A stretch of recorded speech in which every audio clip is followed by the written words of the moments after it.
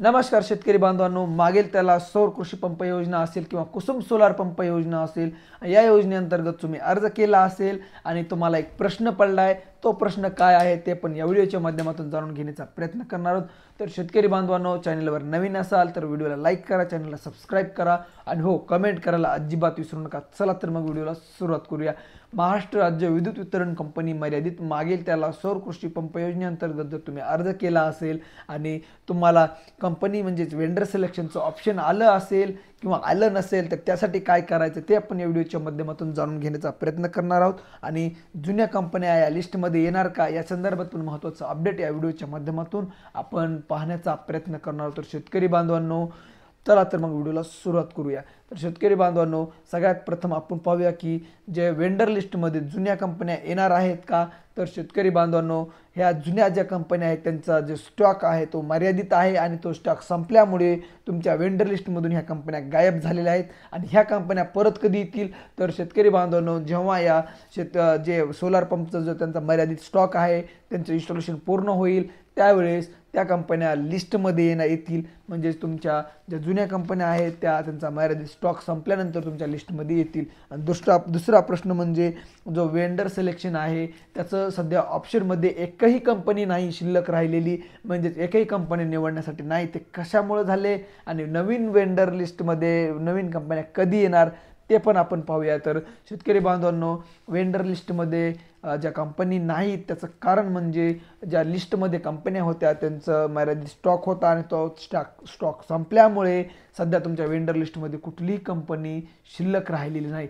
तर चांगली कंपनी कधी येईल या हिशोबाने जर तुम्ही वाट बघत असाल तर तसे चूक करू नका। तुम्ही वेंडर सिलेक्शनमध्ये असलेली कंपनी निवडा, जेणेकरून तुम्हाला वेंडर लिस्टमध्ये एकही शिल्लक राहणार नाही असं होऊ नये। तर शेतकरी बांधवांनो, तुम्ही लवकरात लवकर कंपनी निवडा आणि तुमचा अर्जाची प्रोसेस पूर्ण करा। तर शेतकरी बांधवांनो, अजून एक प्रश्न होता की जो वेंडर सिलेक्शन आहे ते ऑप्शन किती दिवस राहतं, हे पण खूप शेतकरी बांधवांनी आपल्याला प्रश्न विचारलेला होता।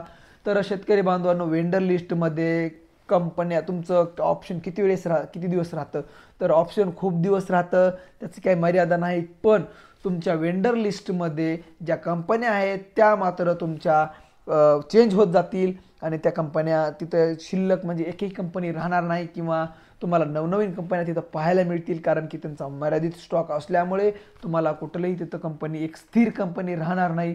तर शेतकरी बांधवांनो, तुम्ही लवकरात लवकर तुमचं वेंडर सिलेक्शन करून घ्या।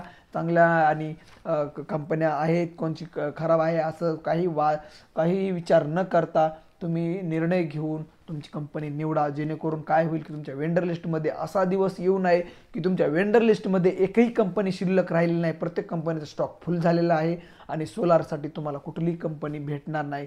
तर शेतकरी बांधवांनो, लवकरात लवकर तुम्ही स्टॉक मध्ये असलेली कंपनी तुमची निवडा, जेणेकरून तुमचं सोलार आहे ते लवकरात लवकर तुमच्यापर्यंत पोहोचण्यासाठी मदत होईल। तर शेतकरी बांधवांनो, आजच्या व्हिडिओमध्ये एवढंच। चला तर मग भेटूया पुढच्या व्हिडिओमध्ये। सोलार संदर्भात महत्त्वाची माहिती आणि महत्त्वाचे अपडेट आपण पाहण्याचा प्रयत्न करत असतो।